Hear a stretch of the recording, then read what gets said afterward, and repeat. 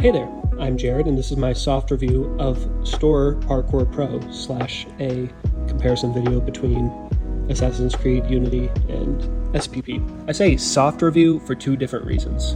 Reason one, the game is very much not finished at this point in time. So much so, in fact, that every time I get on the official Discord server for this game, it seems like there is a new update or patch notes and a million requests to add things in the game. This is early access after all, and every time I post something saying that it would be cool to have more content in the game, such as character creations or missions or a story, then I get a reply from the developers saying, well, let's just focus on getting the game to not crash and for all the current features to work right, which is super fair. And on top of that, I only have about 9 hours logged onto the game anyway. I thought this was a lot considering that the game only came out like less than 2 weeks ago, but there are others that have logged like 80 plus hours on the Discord server, and they're crazy good at the game. What do I mean when I say they're good at a game with no missions and no story? Well, that's the whole reason I'm making this review / comparison video.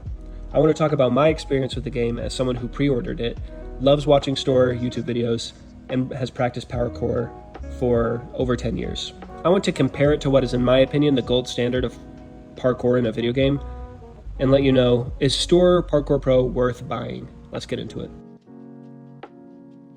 When I say the gold standard of parkour games, some might think Rooftops and Alleys, a game that came out fairly recently, and others might think of Mirror's Edge, a game that revolves around first-person parkour mechanics. However, I'm talking about a game that I have played for over 10 years? Yeah, I'm talking about Assassin's Creed, and what I would consider to be the peak of Assassin's Creed parkour, AC Unity. I know there are plenty of people out there that prefer the control of the older games like AC 1 and 2, and I respect that, I really do, but to me, Unity will always be the best. From the location and time setting, to the animations, to the combat, heck, even the graphics and look of this game have not been topped in the franchise since. This was the culmination of every AC game before it, before they switched to the RPG games, which admittedly I haven't played and have no interest in. I agree that the early AC games were phenomenal in their level of control over the player.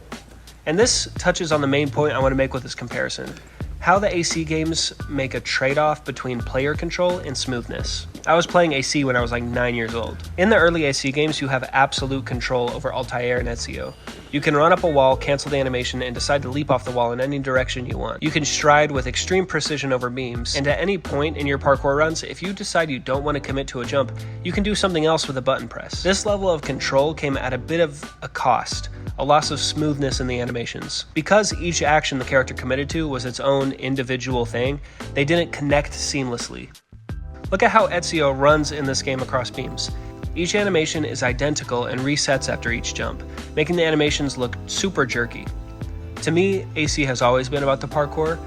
I wanted to be an assassin, and about 99% of that was looking cool while jumping off of buildings. While I really loved being able to get around as efficiently as I wanted to, most of my time in the OG Assassin's Creed games was spent trying to make the parkour look as smooth as possible. This is why I prefer the style of Unity over all the other games. You may not have as much control over Arno as you do over Ezio, but holy cow, the smoothness. Look how clean this game looks. The animations of every parkour move looks like Arno is an absolute master of movement. And if you invest the time it takes to learn how to use this system, it really is the most satisfying parkour game ever made, in my opinion. That is, until now. In Unity, once you commit to an action, a jump, a swing, or an eject, you have committed to a sometimes lengthy animation that is going to see its way through.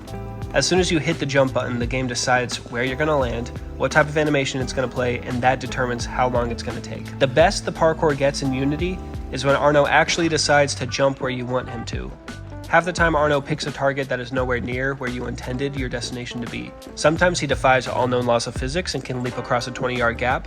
Other times he can't commit to jumping more than 3 feet. It often feels random and clunky to play, but it always looks super smooth, and that's what I played it for. I could glaze Unity for days and days if I wanted to, and maybe I will someday on this channel, but all in all, I would rate Unity's parkour system an 8 out of 10 in an otherwise 9 out of 10 game. But Storror Parkour Pro defies everything I knew about parkour in games, where you can have absolute control over your character, and it looks incredibly smooth.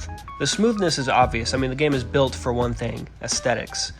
In it, you will find all the flashiness of Unity's parkour in every movement.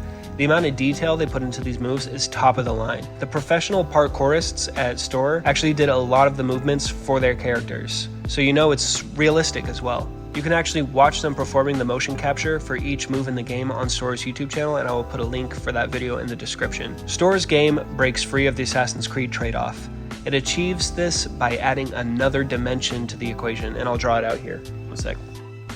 The old Assassin's Creed games were a binary between control and smoothness. It was a trade-off. The more control you had over the character, the less smooth the game looked. Assassin's Creed Unity sits like right here on the line. More smooth, less control. And the old classic AC games like Assassin's Creed 2, you have lots of control, but it doesn't look as smooth. The Storror game is a whole different type of graph, and I'll illustrate that here. The axes look like this, smoothness and difficulty, and the line represents control. So as you gain control and smoothness, the game also makes it more difficult to execute. This graph isn't perfect for representing the game, but I hope this visual helps you understand what I'm trying to get at here. You have absolute control over your character in Storror Parkour Pro, down to when you grab a wall and how much power you put into a jump, and even the position you hold your body in the air. 38. That's a new record. Here you can see I was trying to get up on top of this unclimbable vent. I tried to climb it, but it didn't work. So I tried to dive or flip onto it, and it didn't work. So eventually I tried just jumping as hard as I could and trying to do a dolphin dive on top of it to get my body up, and it actually worked.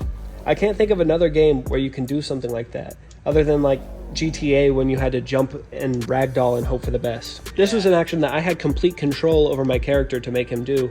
However, it was very difficult to execute. Once I got it, it felt awesome though, and I was excited that the game even let me do that. This is the gameplay loop of Parkour Pro.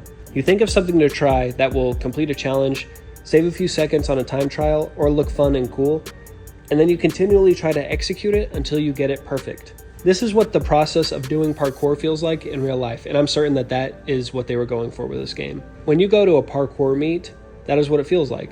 Someone sets a challenge like, I'm going to stride from this rail to that one, side flip, arm jump, stick. Then everyone practices the movements until they get it down, and then someone can do it the cleanest or quickest, and everyone cheers and hypes them up. That is the spirit of parkour, and this game really captures the process of it and makes me remember why I love the sport so much. I've tried the online play only a couple of times, and so far it hasn't worked properly for me. It might just be my internet connection or something though, because I've seen a lot of clips on the Discord server and online of people playing it with each other. If the developers get the online working consistently, which I'm sure they will soon, then that will significantly improve the experience of the game. Storror Parkour Pro makes me remember why I love the sport in the first place. It's not just about looking cool and trying flips, it's about learning, trusting the process, and self-improvement. There's a reason that the game puts the same quote on every loading screen, the Callum tips. If parkour isn't teaching you as much about yourself mentally as it is physically, then you aren't squeezing as much out of it as you can. I mean, that goes for a lot of sports and games we play. That's what it's all about. Learning new skills and ways to play a game, and things that you can do is the most fun thing in a sport. And while the game isn't exactly like going outside and touching grass, it is a simulation that is meant to replicate the kind of experience that parkour gives you. I think that different people will get different things out of this game.